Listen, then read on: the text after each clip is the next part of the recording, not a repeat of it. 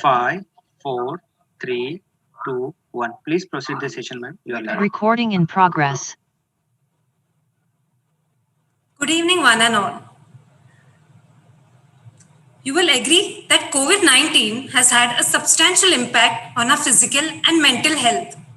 And the road to recovery from COVID 19 is long and fraught with challenges. On this note, Mayor Vitabiotics thanks and welcomes all delegates who have registered and are with us today. Firstly, let me introduce myself.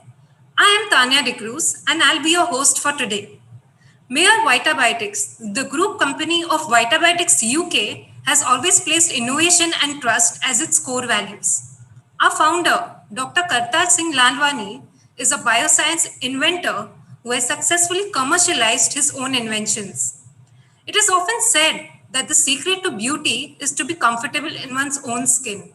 For this, Mayor Vitabiotics presents Perfectil, a triple active supplement consisting of grapeseed extract, biotin, zinc, and 19 other essential micronutrients, which ensures a healthy skin, lustrous hair, and strong nails.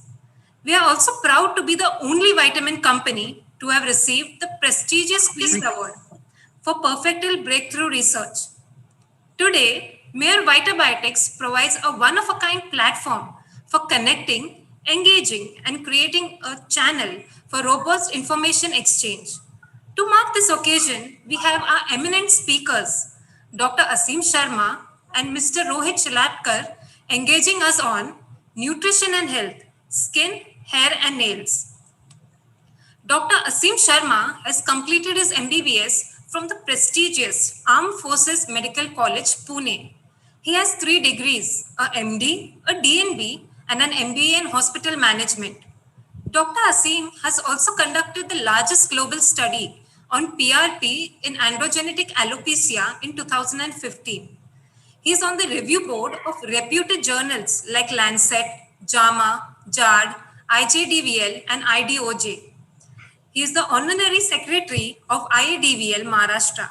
He is also the ACSI state convener for Maharashtra and a part of the international nominating committee of DASIL. Now, I would like to hand over the session to Dr. Asim. Thank you, Tanya. Thank you so much for that warm and lovely introduction. And I welcome everybody, welcome one and all, to everyone who's joined us on this, let's say, relatively busy Saturday afternoon. And I really hope we make it worth your time. So today I've been entrusted with the task of providing information regarding the benefits or the many benefits of nutraceuticals when it comes to hair, skin, and nails. Before I begin, since a lot of you have joined us already, I would want you to leave in the chat box, or you can get in touch with who had gotten in touch with you for the webinar. Leave a message as to how many of you do not give nutraceuticals or supplements in your practice at all. I'm so confident that 90% of you will not give an answer to this, because all of us do prescribe supplements, especially those of us who have purely dermatology-based practices. We know how important nutraceuticals and nutrition is when you're treating conditions that are related to the skin, hair, and nails. So anyways, Tanya, do collect feedback on this and let me know by the end of the session. It will be a good exercise, I think. Yes, sure. So what do we know about skin, hair, and nails? We'll delve into the specifics a bit. So we know that androgens or testosterone does tend to affect skin, hair, and nails. We know genetics play a very, very major role. So we know about these two facets when it comes to skin, hair, and nails. But do we actually know enough about genetics? Now, what is being studied now is that there are so many exogenous and endogenous factors to, hair loss and to skin diseases and to nail disorders, based on the fact that, even twins or congenital twins or twins which are monozygotic, or who you know as identical twins, even they can have very varied presentations. Each of them can have a different subset of skin, hair, and nail disorders as compared to the other twin, which is why the concept of phenotype and genotype is now in vogue. Now, what we mean by a genotype is something it's the genome or the gene structure which you're born with. But a phenotype is something which you'll express in the course of your life based on your age, based on whether you smoke or you drink, obviously out of control, based on the caffeine intake that you have, based on the seborrhea that you have or the oil secreting capability that you have, based on things like metabolic syndrome, disease states, stress, and something as simple as whether you protect yourselves from the sun or not. These are called epigenetic alterations. Anything which alters your genome and expresses it in a different way is called epigenetics. Can everybody mute themselves? I can hear a noise in the background. Yeah, thank you. So I'll start with a couple of studies. Now, researchers studied hair loss amongst elderly men, and they looked at the etiology, the causes, and the impact based on age. And they found, like I told you at the beginning, monozygotic and dizygotic twins, 150 people were studied. There was a 36% variation in monozygotic twins. Imagine identical twins and a 36% variation in their hair loss structure. They attributed 79% to heritability, which is genes, and 21% to environmental expression. I'm coming to this part in a couple of slides, but I want you to remember this. So the environment, 20% of the genetic alteration was attributed to the environment. Nutrition definitely affects epigenetics. There are many studies. In fact, if you go to PubMed, you will find more than 1,000 articles where they have mentioned the role of nutrition in various skin, hair, and nail disorders, and a few articles on how it actually does something at the cellular level, how it affects the expression of your genotype and causes your phenotype to be as it is right now. There are studies on iron, copper, zinc, many other multi nutrients, many other micronutrients and multiminerals, which I'll be discussing during the course of my presentation. So what we do know is, apart from your genetics and androgens, there are a lot more factors to play.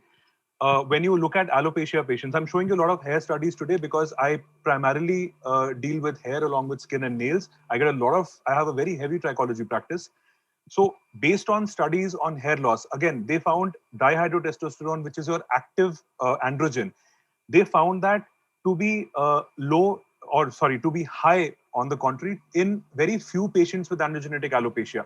A lot of other patients, they found other associations. They found something known as non-hormonal hair loss by the same pathway. So essentially, you're losing hair by the same pathway, be it the Wnt pathway or the Dickoff pathway, but you will lose it without any apparent increase in DHT. So for a lot of patients who come into your practice and ask you that, doc, I have hair loss, I have AGA, you've told me I have androgenetic alopecia, but it's not showing on my blood tests. This is the answer you give. It's not always unidirectional. See, skin, hair, and nails are very complex structures with very complex etiologies behind the diseases that affect them. So you can't pinpoint everything to one thing. You can't say, I'm going to give you maybe anti-androgens and you'll get cured. It has to be a multifactorial approach because these diseases have a multifactorial etiology as well. So again, not no increase in DHT, but still an altered follicular response you found in many studies. Female pattern hair loss. All of you who do treat it, we don't call it androgenetic alopecia anymore because it's related to a particular pattern. We call it female pattern hair loss because we don't know whether androgens are actually behind it or not. We know there is a hormonal imbalance, but we are yet to prove it, which is why the nomenclature changed. So you actually change the name of a disease to be more inclusive. So we know hair loss or androgenetic alopecia can occur by other pathogenesis. There are other, pathomechanisms which will actually convert thick hair into thin hair, DHT levels being one. You have how sensitive your follicles are towards dihydrotestosterone or an active androgen. That is another role. How your sebaceous gland reacts, or how seborrhea has a role to play here. Epigenetics, inflammation around your hair follicle. What happens to the total matrix that you have, the total structure which is lining up your hair follicle, and oxidative stress. So if you look at studies on extracellular matrix, which is currently a lot in vogue when it comes to dermatology research, you have these various factors where again you have nutritional deficiencies at the bottom of the chart. When it comes to keeping up your ECM, and your ECM is nothing but for people who don't understand the concept of extracellular matrix, your hair follicle in the skin that enfolds it, which is lying in your dermis. So this is the golden anchorage model, where what we know is that there's an extracellular matrix which binds everything and keeps everything together. If you're nutritionally deficient, you will definitely have hair which is weaker than the rest. So therefore, in a hair root which I've shown here, where you have about 4 hair coming out, 2 would be thick, 2 would be thin. That preferential thing again depends on your extracellular matrix. And how do we link it up with nutrition? This is as follows. A nutrient deficiency creates more reactive oxygen species which attack your dermal papilla, which causes a disintegration of your extracellular matrix. A weak anchorage and microinflammation. So your hair will not anchor properly in the dermis. And this again is one of the reasons why you have androgenetic alopecia or hormonal hair loss. But what vitamins? Do all vitamins and all minerals help us? No. So there are specific subsets to what can help us and what cannot help us. This is again a field where research is, coming in every single day. Possibly by the end of today's webinar, we'll have another article which will tell us about the benefits of another nutrient. But you do have to pit it, and you do have to realize how to read literature properly and how to gauge what you want to learn from it and what you don't have to, what you can discard from it. So I've spoken about oxidative stress and androgenic alopecia. I've spoken about how reactive oxygen species will attack your dermal papilla and cause thick hair to become thin. I've told you how these free radical scavengers act, how they essentially cause something known as oxidative stress, which we've discussed. And I've told you that oxidative stress need not be androgen induced. It can also be nutritionally deficient, nutritional deficiency induced. It can also be induced by other forms of stress. So, for example, people who come to you with COVID induced hair loss, what answer do you have to give them? They have oxidative stress secondary to a viral illness, which itself, obviously there are other mechanisms by which COVID causes hair loss. Any viral illness for that matter can give rise to an acute telogen effluvium, which we're well aware of, but that is beyond the gambit of today's lecture. But just wanted to link up COVID-19 and hair loss as well. What are tocopherols and tocotrienols? One of the earliest research molecules when they were trying to study on what actually works in skin, hair, and nails. So tocopherols are nothing but vitamin E derivatives, both of these. So they found a 34 to 35% increase in hair count and in the weight of hair. Other supplements which do act, vitamin D, zinc, manganese, selenium, coenzyme Q10 is again something which is at the center of research, more for skin and nail than for hair. But yes, it has been studied for hair loss as well. Diet and inflammation, there are many articles in good and high impact index journals, which I would urge you to go through if you want to find literature on nutrition. See, by all of this today, all I'm trying to emphasize on is there is enough literature on the effect of nutrition in skin, hair, and nail health. It's just how you find it. Gone are the days when people used to come out and say, okay, nutrition is not important. I'll give you A, B, and C, and that's all you have to do, and that is it. Things are not simple anymore. I'll come to why they're not simple, even in terms of the food we eat. Even for those of you who follow organic diets and for those of you who are very fond of organic farming, I will come to the merits and demerits of that again in a short slide later in the session. So high glycemic index foods, monounsaturated fatty acids, saturated fatty acids cause a PUFA imbalance. This is something which you know very well of. You are aware of omega-3 and omega-6 supplements and how much ratio they should have with each other. These also induce pro-inflammatory cytokines, something like interleukin-6, tumor necrosis factor alpha, C-reactive protein. So that's again something which an improper rebalanced diet can cause. Then you have the role of fatty acids. You have the role of omega-3 fatty acids. You know that very well. You know how zinc works. Now, I don't even need to show you this slide. If there is one micronutrient that all of us have been taking, since March 2020, it is zinc. Zinc is definitely one of the most versatile micronutrients we have. It definitely does alter the immune system. We all have used it in dermatology practices for quite a long time to deal with warts and with alopecia areata, autoimmune conditions. But I think as of this point in time, 50 milligrams of zinc is something everybody is taking to prevent yourselves as a COVID protector. So, that role itself is here. Iron, we know a lot about, so I'm not going to cover this. All of you know the basics: iron, folic acid, zinc. These are elements which you have to control if they are deficient in a particular person. Otherwise, good skin, hair, and nails are a far-fetched, outcome if you're not treating them. If you're treating them without nutrition, that is. So what happens to ferritin specifically? During a systemic crisis, it's conserved. That's why you have ferritin stores. It's utilized for more vital functions. So what happens is your hair are naturally a good source of ferritin.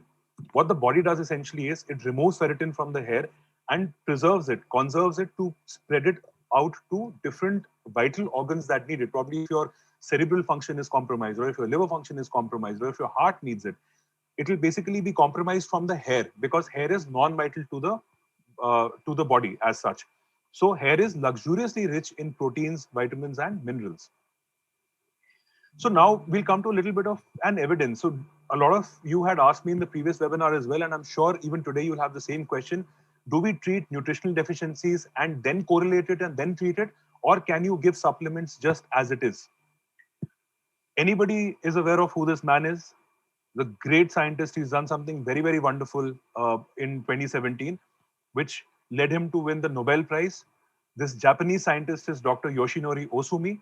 In 2016, he did research on the concept of autophagy. What I just told you, autophagy basically means the body will eat up something, eat up one vital organ to preserve another.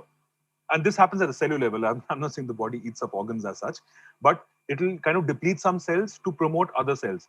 So how does this help us when it comes to the context of hair, skin, and nails? I told you, your hair, your skin, and your nails are rich sources of proteins, iron, proteins and iron. Let's keep them at two for now because these are extremely important for us.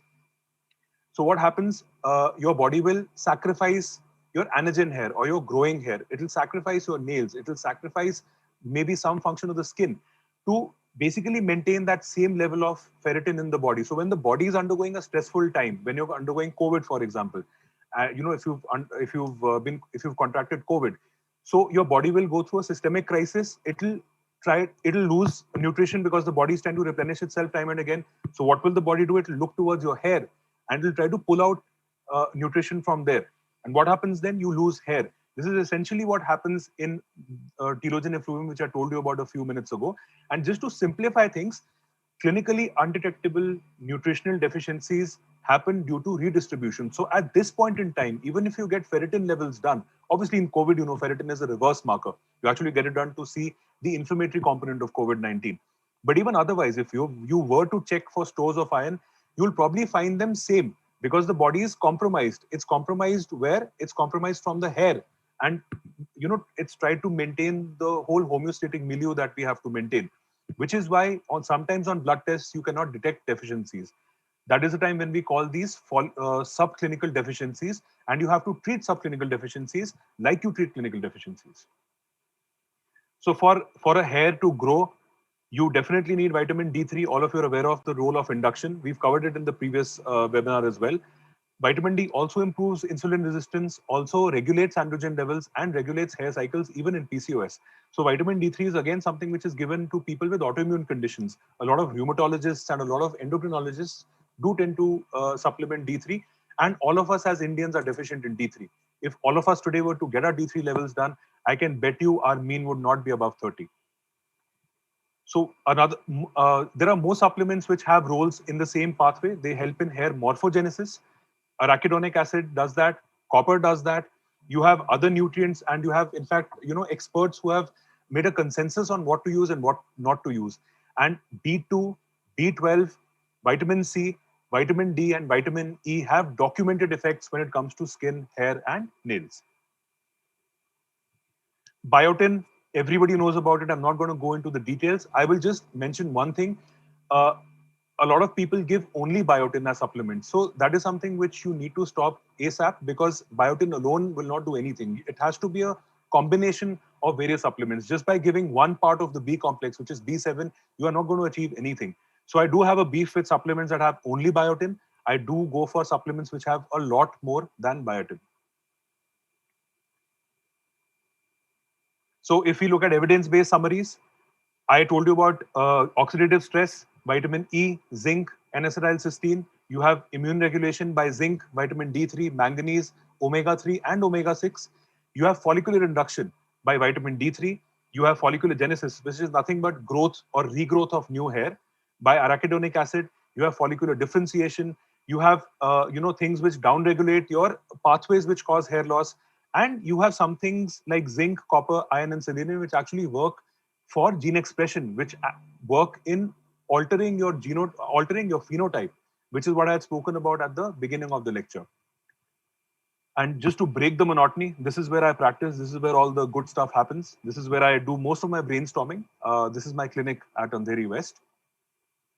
So moving on to something a little simpler, now that I've given you the robust science that is there behind nutraceuticals and nutritional supplements, So the realms of beauty and wellness overlap. I think all of us are well aware of that. You do need to, induce beauty from within. You need to be healthy from within to be able to be beautiful outside. I think all of you know this for a fact, which is why it is extremely difficult to draw a firm line between what you will classify as a wellness treatment and what you will classify as a beauty treatment. Radiant skin, lustrous hair, strong nails. I think all of us want that. All our patients definitely want that. What are the common factors which enhance skin, hair, and nail health? If you look at what I told you, if you remember what I told you in a previous slide, you will see that these are exactly the same causes that I had mentioned to you earlier in this slide. These are nothing but, maybe you can call them environmental stressors or endogenous or exogenous factors that can actually affect or alter your phenotype.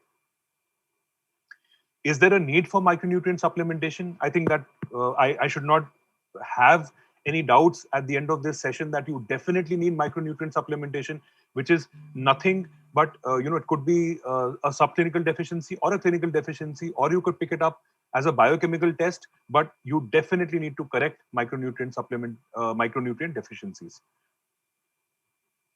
So where do Nutri-Cosmetics meet us? How do we come to nutritional supplements, cosmetics? How do these match up? So the word Nutri-Cosmetics originates from the word nutrition and cosmetics. We also call them nutraceuticals. Don't get confused. They're all synonyms of the same word. Although Nutri-Cosmetics is a relatively new concept in the Western world, we've had it for quite a time or quite a while in Asia, not only India, but also in China. All your home remedies, everything that you've been doing to pump up your system at home, even right from your, obviously I shouldn't take names, but even something as simple as the kada that your grandmoms used to give you. These are all what? These are all nutraceuticals or nutri-cosmetics. Obviously, they didn't give it for cosmetic or for the, for the purpose of cosmesis, but they achieve the same purpose. I wanted to discuss a little about oral versus topical nutraceuticals. So traditional cosmetics cannot have a deeper impact after a certain point in time. We're all aware of that, unless you're doing some procedures along with that. But to say that they are unhelpful is a little far-fetched, because we do. Dermatologists are more likely to give you topicals than orals or a combination. We do love our topicals a lot. So I absolutely agree that there has to be a balance between topical and oral therapy. All of them are complementary. You cannot say that an oral can do what a topical does or can do what an oral does, because they both have very set roles, especially in the field of dermatology. So nutri-cosmetics are nutrients which are absorbed orally, and thus they enhance the health of your hair, skin, and nails from head to toe. So that's what I wanted to emphasize on this particular slide. I also wanted to bring into consideration something a little offbeat, which is the Y factor. So all the men who've logged in, or all the dermatologists who get male patients, you know what I'm talking about. Men are more likely to consume a tablet. At least I know that about myself. I would rather have a tablet than than follow a proper beauty regimen where I'm applying a cleanser, toner, a moisturizer, and a day cream and a night cream, and so on. Consuming a tablet would be better. So that's again one area where you can focus on nutri-cosmetics rather than topicals. Why nutri-cosmetics over cosmetics? Again, nutritional support, I've told you, is very scientific. Lots and lots of research, not only which has happened in the past, but which is happening even as we speak. So there is a lot of science there if you try to delve into it. We obviously, with nutri-cosmetics, since they are not full-blown supplements, you are healthily embracing your aging process, and you're accomplishing what you would with a more radical procedure in a very slow and steady manner. So they will benefit you in the long run as well, not only while you're having it. And there is definitely a demand for nutri-cosmetics, as all of us know about, because we are moving towards primordial prevention and preventive health more than curative. Prevention is the best cure. I think there has never been an idiom which is more successful and more prevalent than that in today's day and age. I'm not going to bore you with this. You all know how the concept of nutri-cosmetics work, how beauty is anything but skin deep. And more than living longer, you should focus on how you live, or it's not how many moments you have in your life, it's the moments that take your breath away, and so on and so forth. I can go on and on, but I know it's a never-ending topic, so let's not delve too much into that. Why do we have a growing demand for nutri-cosmetics? I told you about the Y factor. I told you how we want more preventive measures than curative measures. We want both, actually. We do want to cure diseases, but we do want to prevent people from having them in the first place as well. We want to move towards a healthier lifestyle. We need something for specifically for the aging population, where they would already be on many drugs, and you can't engage in polypharmacy at that age. So many drug interactions. So that would be another area where you would want to focus on nutri-cosmetics rather than full-blown medications. We are more educated now. We are aping the West for sure. There's no doubt about that. There is a spa culture which has emerged in the last the last decade or so. Rising medical healthcare does have its own cost. So if you can basically prevent something and do it for a longer period of time, that would be the golden thing to do right now. Definitely, beauty and wellness are two sides of the same coin. I'm sure my friend Mr. Rohit will enlighten you about this in his talk as well. But definitely, two sides of the same coin. You can't keep working on the skin if there is nothing inside. You do have to, work from the skin from within outwards. That's what I keep telling my patients as well. So what about micronutrients in skin health? We've spoken about the ones which are relevant for hair. I will summarize them in a quick, 3 or 4 slides before I wrap up my presentation for today. You have grapeseed extract, which is a good antifungal agent, which is antimicrobial. It has very strong antioxidant and photoprotective actions. Niacinamide, you will find niacinamide ranging from 4% to even 15% in many over-the-counter products. Excellent for pigmentation, especially acne-induced, but don't go overboard with it. It's not a standalone molecule. You have to combine it with something else. You have vitamin B12, which all of us are aware of, mostly being, because as Indians, we are mostly vegetarian. There is no vegetarian source of B12. That's again something where we see a lot of deficiencies, a lot of people with subclinical and clinical deficiencies of vitamin B12. Vitamin D, I've spoken at length about. I'm not going to repeat it. Folic acid, yes. Copper, again, I've spoken about it. Iron, I told you exactly. Somebody won the Nobel Prize for discovering the concept of autophagy and how iron stores are depleted. So I'm sure there is some logic or some merit behind that. Vitamin B2, vitamin B6, vitamins A, C, D, E are known antioxidants. You know how well they work when it comes to promoting skin health and beauty. Zinc, the most versatile micronutrient, I've spoken about it. Selenium, again, is one of those niche micronutrients which does prevent you from oxidative stress, which stabilizes cell membranes and prevents damage from UVB radiation, especially, and UVB induced apoptosis of keratinocytes. Biotin, we've spoken about. A little bit about L-cysteine and about methionine and about homocysteine. Now, these are sulfur-containing amino acids. L-cysteine and methionine are anything which has sulfur will be excellent for hard keratin, which means it will be good for the nails and good for the hair. So these are again some micronutrients which have a very strong scientific background to them. Vitamin C, D, and E I've spoken about. Vitamin C, if you look at research, I'm not saying I believe all of it, but if you look at strong and staunch research, it has a photoprotective action. It stimulates collagen. It reduces pigmentation, and it reduces skin damage, and also protects you against reactive oxygen species or oxidative stress. So there is a lot of literature which has gone on in vitamin C, both oral and topical. That's again something which is a little heartening. I've spoken about hair at length. I am not going to repeat the same micronutrients again and again, but we do know micronutrients play a role, even if you can't prove it biochemically or clinically. Vitamin D, vitamin C, iron, selenium, biotin, vitamin B2, vitamin B9, which is folic acid, B12, grapeseed extract, zinc, ferritin, vitamin D3, copper. I think we mentioned all of them sequentially, so we don't have to go over this again. Just trying to recap what all we've covered today. Biotin, L-cysteine, I told you anything which has sulfur is again very good for the hair follicles. Vitamin D, again your vitamin C, E, vitamin B2, B12, and beta carotene. Again, beta carotene is one of those things which is very underrated. We do have capsules of beta carotene, and we do have supplements which come with that. 20 to 30 milligrams of beta carotene has a very good photoprotective effect. In fact, it is one of the first things to be promoted as an oral sunscreen. And there are a subset of patients where you do need to give them beta carotene even if they are not deficient. So the point here that I'm trying to make is all these micronutrients, you need not give them when patients are deficient. They also have far-reaching indications when patients are not deficient in them.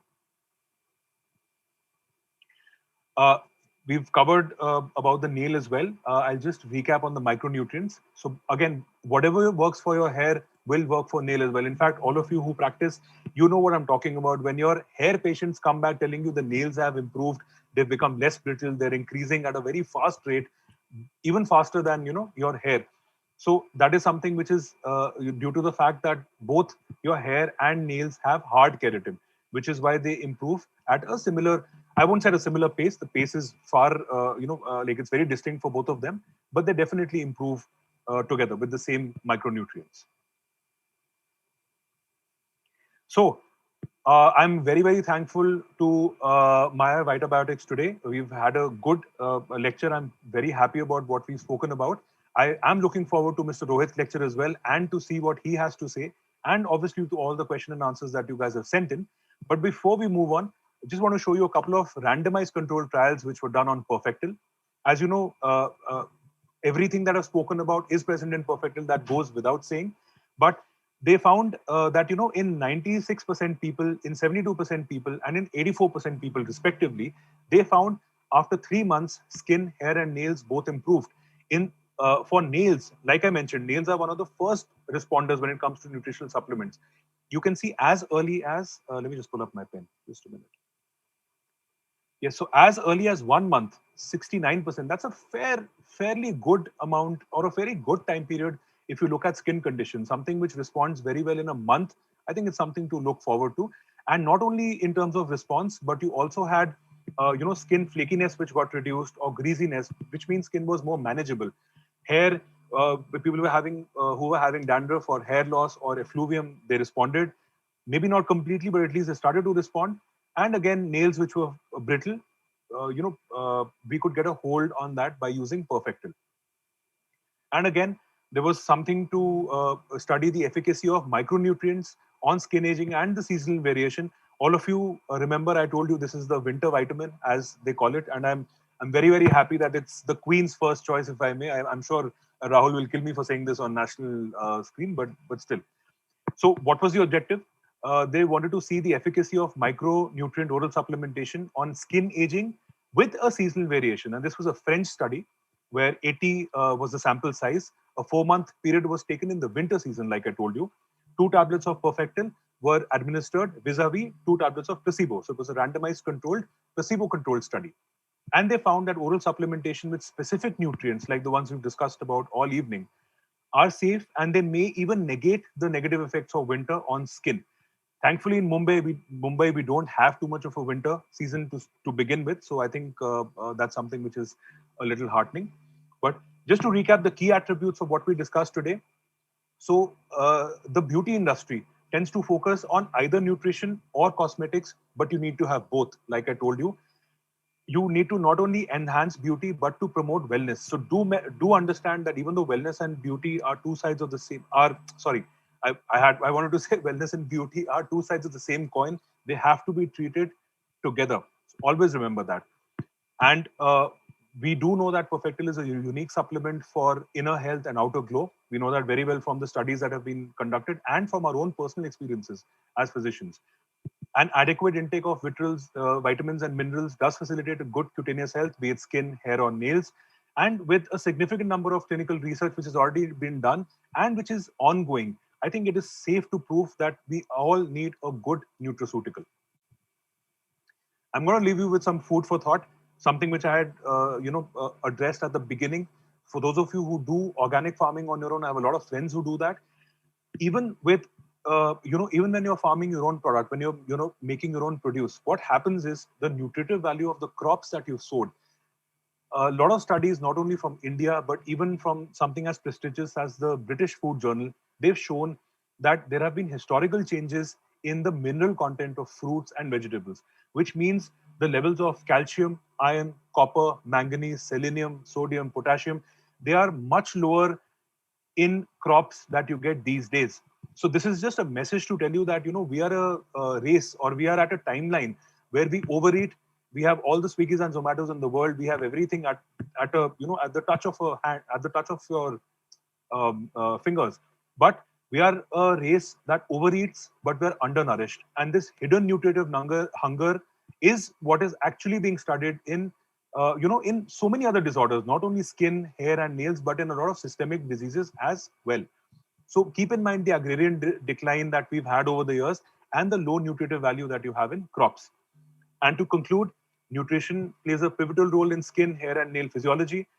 Overeating and undernutrition are the norm of the day. That is unfortunately what we have right now. And there is an unsaid need to correct all of these to boost your existing treatments. Don't think of it as a standalone treatment. Nobody's promoting nutrition for that. But definitely it will help you with your other treatments as well. And this is throwback to. So I'm married to a Maharashtrian. So this is what she had cooked a few, I think, a year ago. So that's something which I would look forward to: a healthy, nutritious diet, and lots of micro and macro nutrients from there. Thank you very much for listening to me patiently today.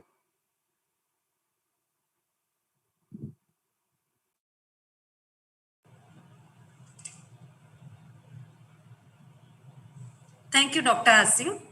Your points to ponder have definitely got us thinking about how important it is to supplement ourselves with micronutrients for a healthy skin, hair, and nails. Now, coming to the second speaker of the day, he is none other than Mr. Rohit Shilatkar. Mr. Rohit has graduated from KM Kundani College of Pharmacy, followed by a master's in pharmacology and drug design with commendation from University of Hertfordshire. Mr. Rohit is the director and vice president of Vitabiotics London. He is also a member of the board of directors in the international ventures of Vitabiotics in Egypt, South Africa, India, Turkey, and Indonesia. He has also been involved in business development in over 100 countries. Mr. Rohit has been a key speaker at various symposiums conducted by several leading medical consultant organizations and has delivered lectures to medical consultants and postgraduate students of medicine in the field of gynecology, orthopedics, dermatology, and pediatrics. In addition, Mr. Rohit is also the founder of Vision World and has a deep understanding of Indian art, culture, and cinema. He is the founder of the Grand Maratha Foundation, which is the recipient of the CSR Times Best NGO in the livelihood category in 2019. For his philanthropic efforts, Mr. Rohit was facilitated with the Indian Achievers Award in the social service category. Mr. Rohit, I would now like to hand over the session to you.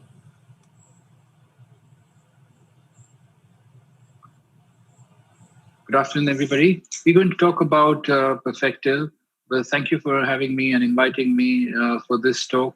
And we shall talk about beauty, general health, and nutrition for beauty and for the maintenance of the health of your skin, hair, and nails. So, the contents of this presentation are basically skin, hair, and nails overview, Perfectil supplements, and clinical evidence that supports the formulation.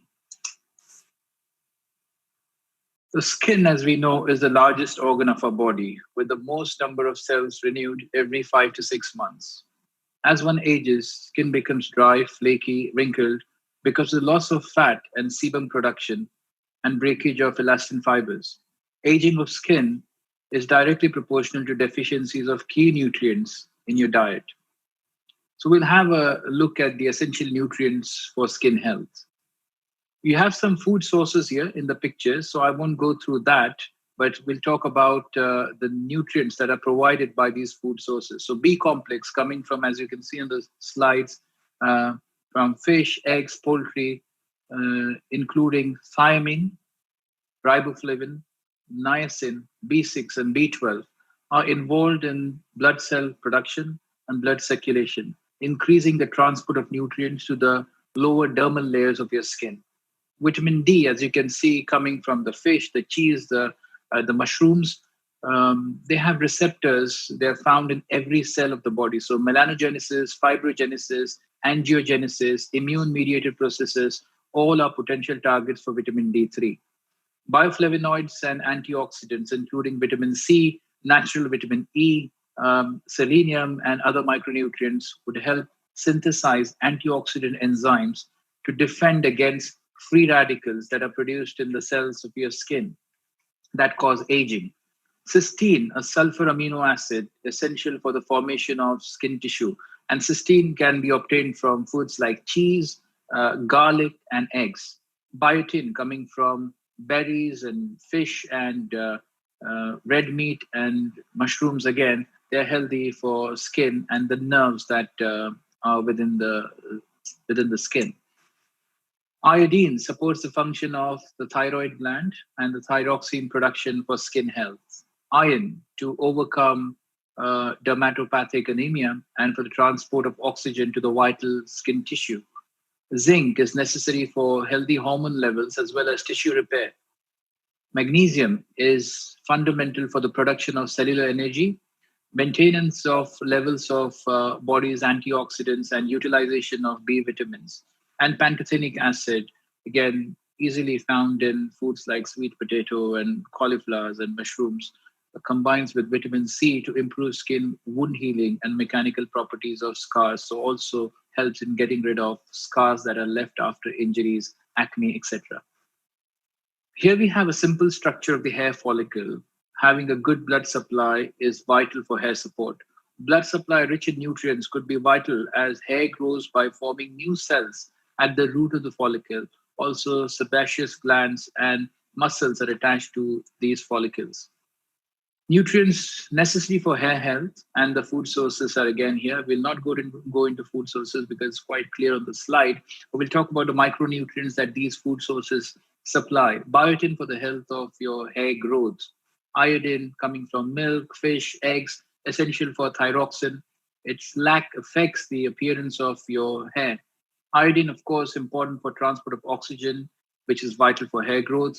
Cysteine, again, a sulfur amino acid essential for the hair tissue. Vitamin D receptors, as I've already said, found in every cell of the body. So keratinization and hair health are main targets of vitamin D in hair health. B complex vitamins vital for body's metabolic activities and for the general health of the hair. Copper for the formation of follicles, and magnesium and zinc to support the growth of hair. Nail is a modified type of skin formed by the epithelial cells in the skin by cross-linking of proteins and keratin, which make them hard and strong. And the main functions of nails is to protect the underlying digit, to enhance sensation on fingertips, and of course mechanical things like helping in lifting and picking objects. On an average, a 1 mm growth is seen in your nails every week, but the toenails are slower in growth than fingernails. And it's remarkable and seen in clinical studies how nail growth and nails health could be affected negatively by a poor diet and poor nutrition. So here are some nutrients that are very important for nail health in general, and also the food sources that can provide these nutrients. Biotin, one of the most important B vitamins to promote nail growth. L-cysteine, an amino acid necessary for nail growth. Calcium, which comes from milk, fish, almonds, and other nuts, to strengthen nails and help nail growth. Zinc for the formation of new nail tissue and important for nail strength. And vitamin C to maintain healthy nails and tissue around the nails. In modern lifestyle, there are many factors that can contribute to damage of skin, hair, and nails. It is difficult to escape from stress, anxiety, environmental pollution, and overexposure to sunlight in your lifetime. These are only a few things that can affect your skin, hair, and nails.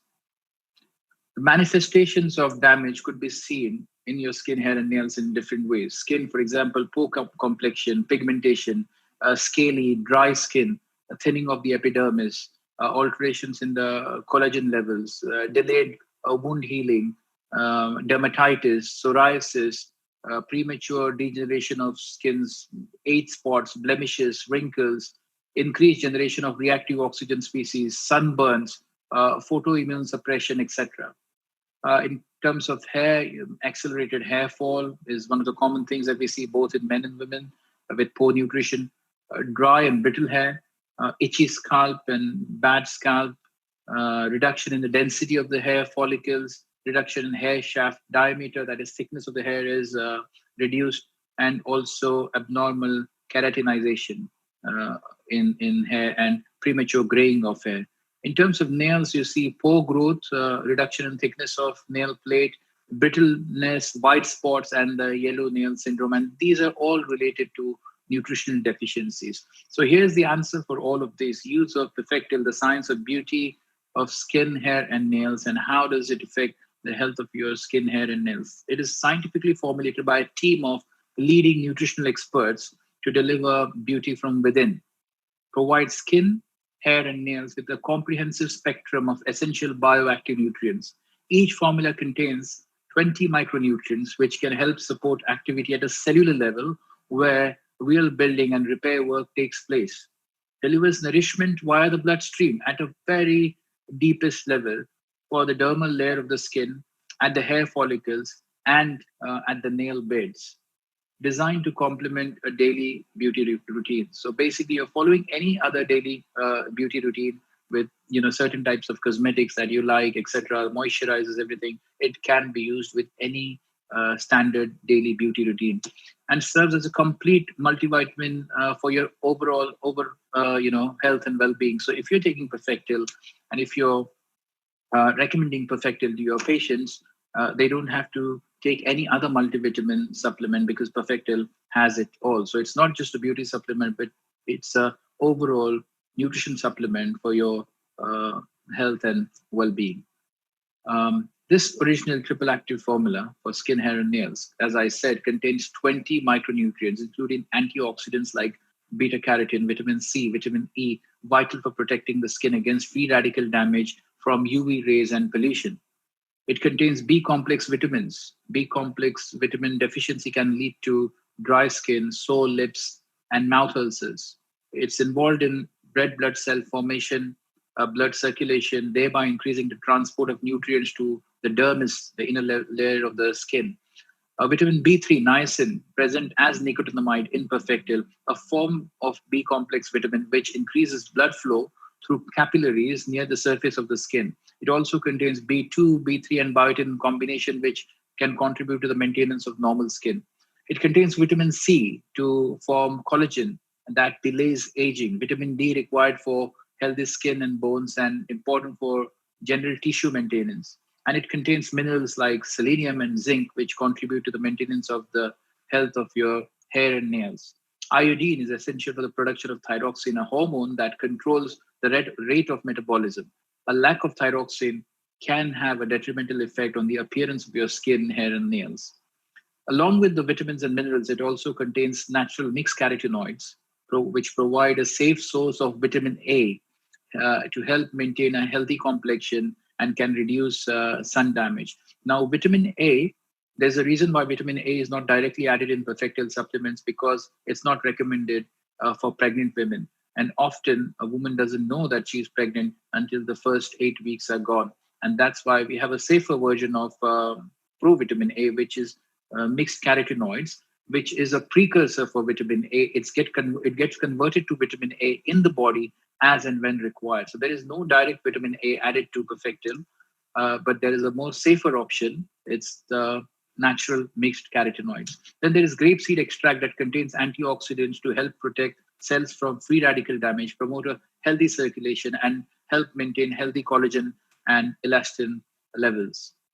And this is the formula that I was talking about, very comprehensive. As you can see, it has got natural extract, it's got B vitamins, it's got the water soluble and the oil soluble vitamins, and it's got the minerals that are all important for the health of your skin, hair, and nails. And more importantly, it is gelatin free, it's gluten free, it doesn't contain any artificial colors or preservatives, it's completely free of yeast or lactose or salt, which are allergens. It is suitable for vegetarians, and Perfectil is not tested on animals. And it's just one a day simple formula. You need just one tablet a day.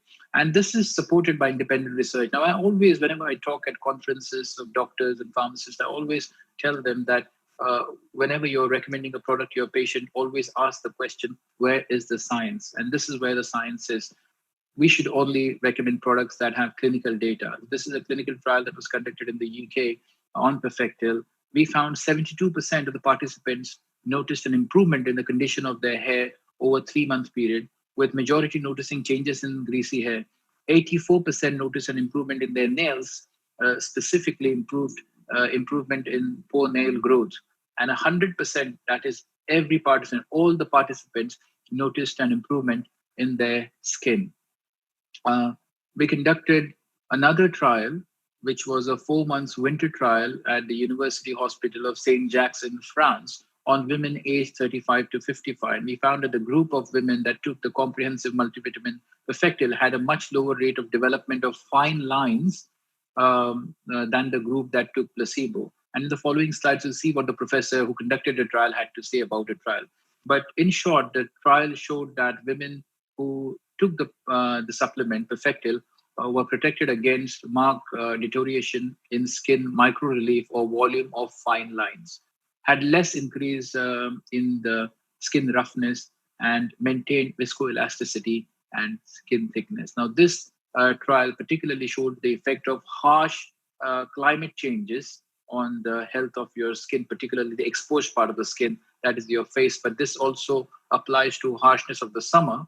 This trial was done in France, and we looked at the harshness of winter, but it can also apply to the harshness of summer in climates like India, where people spend a lot of time during the day in air-conditioned rooms and then suddenly go out in the sun, where the skin has an impact of that sudden change in temperature that it is exposed to, and that can cause damage in viscoelasticity and can damage the collagen fibers and can produce fine lines in the skin, causing aging, and that can all be slowed down or reversed using Perfectil. And this is what the professor who conducted the trial in France, has to say. It says that the results of this trial showed that women wishing to protect their skin against winter should consider a supplement such as Perfectil. But as I said, this can also apply to women who want to protect their skin against the harshness of summer or abrupt changes in temperatures, going from a very cold zone of an air-conditioned room into the sun that causes damage. This is a trial coverage that we got in the press. You can see the Daily Express, Daily Mail, the Daily Telegraph, all the national newspapers in the UK and in France talking about this double-blind, placebo-controlled, randomized study that showed how Perfectil can help or slow down aging of the skin. And this is a direct customer feedback. You can see this slide. There are some customers from the UK, Barbados, and who have said how Perfectil has helped their nails and made them strong, and how some people have seen effect on their hair, and some people have seen how the skin looks revitalized. This is direct consumer feedback from various markets around the world. So in summary, Perfectil is UK's #1 skin, hair, and nails formula.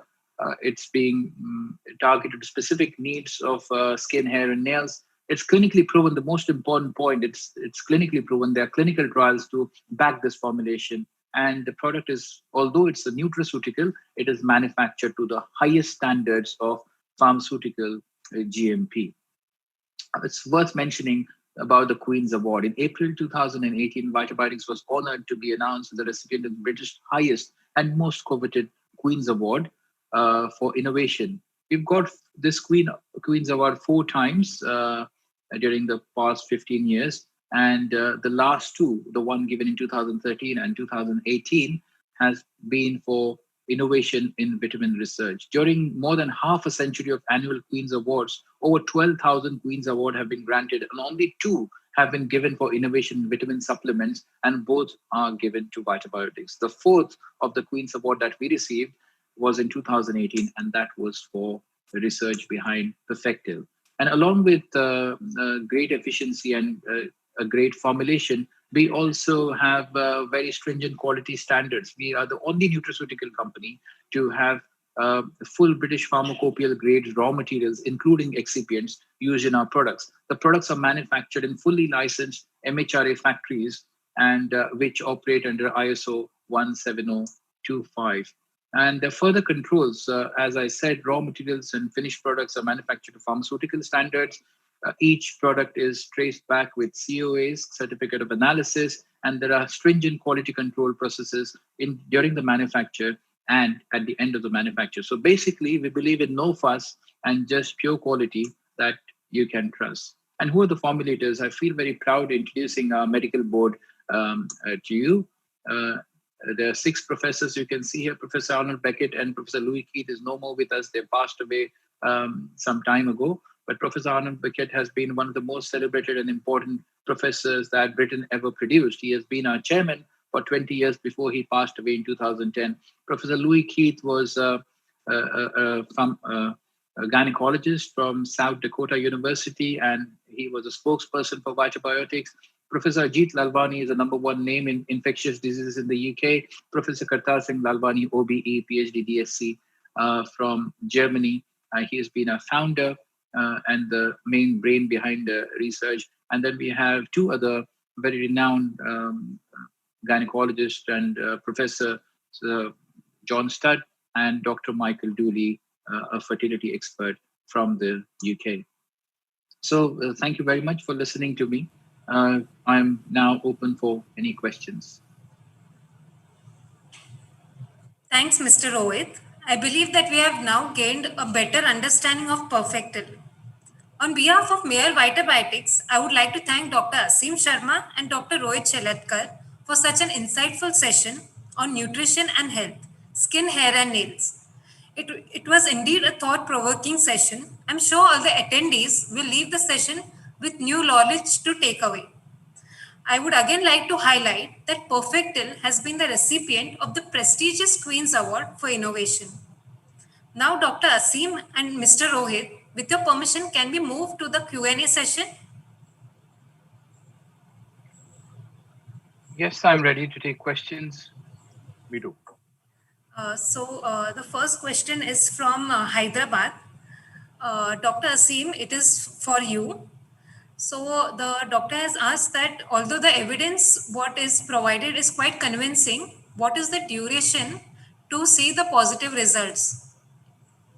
Okay, so that's a good question. As if you were paying attention to Mr. Rohit's presentation and to mine, the hair, the skin, and nails, they take a period of time to regenerate themselves. There's a cycle which these three structures follow. So for the skin, the structure regenerates or rejuvenates itself in about between 58 to 90 days, so approximately 3 months. So any supplement which you take, you can't judge the final efficacy before the period of 3 months. And the maximum duration can be about 6 months as well if you have a lot of or a very significant subclinical or clinical deficiencies. Okay. Mr. Rohit, this one is for you. Other than consumption of nutraceuticals, what are the other preventive steps in protection of our hair, skin, and nails? This question has come from a doctor in Bangalore. Apart from general medications and nutraceuticals, there are various things that you can do as a part of your general lifestyle, a good lifestyle. I would always recommend the first and the most important thing, not just for skin, hair, and nails, but any cells of the body, is having adequate sleep. People talk about how much do you sleep and what is adequate level, and that also depends upon, varies from person to person. Research shows that 6 to 7 hours of good sleep is very important for revitalizing almost every cell of the body. I would also say drinking enough water, exercising 3-4 times a week at least, any kind of aerobic exercise that takes some sweat out and throw some toxins out. Regular cleaning of your pores, cleansing your face with a normal face wash, antibacterial, anything like that. And basically keeping a certain level of hygiene is very important.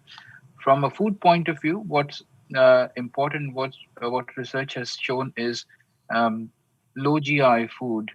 I would not particularly go into high fat and low fat, etc., because that's not my expertise. But definitely, sugar and glycemic index is some area in which I've done some work, and we say that low glycemic index foods, foods rich in nutrients and antioxidants like fruits and vegetables are very, very important. So apart from having a normal meal, I think the government recommendation, Department of Health recommendation in the UK is 7 portions of fruit and vegetable, one portion being 80 grams of fruit and vegetable.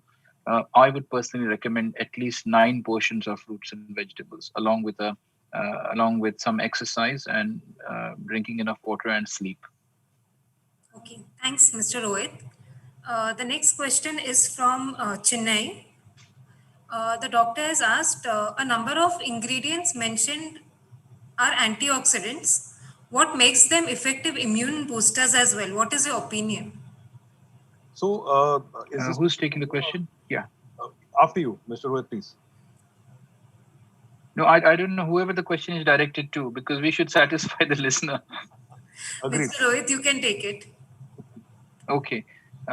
So immune boosting system, as we know that vitamins, and actually this lecture has been so informative, what doctor has said in his lecture. He actually focused not just on skin, hair and nails, but he also highlighted some points about the general health, especially when your body is under tension or under attack, under pathogen, what happens to the body, and all that was discussed in the first session of the talk by my colleague, and doctor has very clearly mentioned what happens. In my view, from the work I have done and from the things I have read, vitamins and minerals have always been associated with improved immune health. But in the particularly last 2 years, the work that Biotibiotics has done with various universities around the UK and in Europe, we have seen that specific ingredients like zinc, copper, magnesium, manganese, vitamin B3, nicotinamide or niacinamide, vitamin C, and vitamin D have specially shown effects on immune system. Basically, they strengthen the immune response by strengthening your immune defenses through strengthening of monocytes and macrophages. And yeah, in medical terms, we know that the monocytes and macrophages are a part of your white blood cell corpuscle defense system, and that's how basically, in short, these vitamins and mineral work. However, it needs time, and they need to be taken on a regular basis and made as a part of your lifestyle rather than correcting a deficiency. So how we look at it is, if you are regularly taking vitamins and minerals, it's not just your immune system, but your overall, you get an overall balance in your body. But the specific ingredients that I can straight away think of with research is vitamin C, D, E, B3, niacinamide, zinc, selenium, and these have got a lot of substantiation in the literature.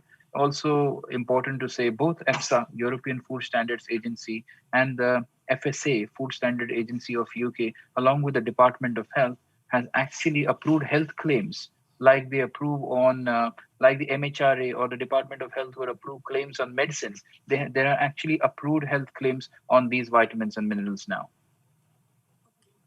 Thanks, Mr. Rohit. The next question is from Mumbai to Dr. Asim. So the question is, as a medical professional, what are the efforts undertaken to educate your patients regarding good nutrition for hair, skin, and nails? And do you, as a professional, do you make efforts to spread awareness about the same? Yes, so I think today's webinar itself should tell you about the kind of efforts that we do make to spread awareness about nutrition. And definitely, so on a on a more serious note, when patients do come in with a skin, hair, or nail disorder, we do give them specific medications. But I also do harp upon the general medications which they need to take. And I love what Mr. Rohit said. It has to be a lifestyle choice, because it is not skin, hair, and nail health is not something which is a disease. It is something which you have to do for a considerable period of time to get effects and to sustain those effects. Because if you are nutritionally deficient today, you correct that in 3 to 4 months, or let's say 6 months. 5 to 6 years hence, if you stop everything, you're going to come back to square one. And with age, our physiological demands do increase. So our demand for nutrition also increases. So I think to prevent wear and tear, to prevent oxidative stress, which is now being researched in almost all diseases, not only in skin, hair, and nails, I do feel nutrition plays an important role. And I make it very clear that it's not standalone. We're not giving only nutrition. We're not giving only specifics either. It's a combination of both things. Okay. Thank you, Dr. Asim. The next question is from Hyderabad to Mr. Rohit. So here the doctor has asked that there are chemicals and drugs which are used in cosmetics, both the actives and excipients. They are known, there is a mixed review about with respect to toxicity associated with them. So can you give a few examples of them and the associated toxicities?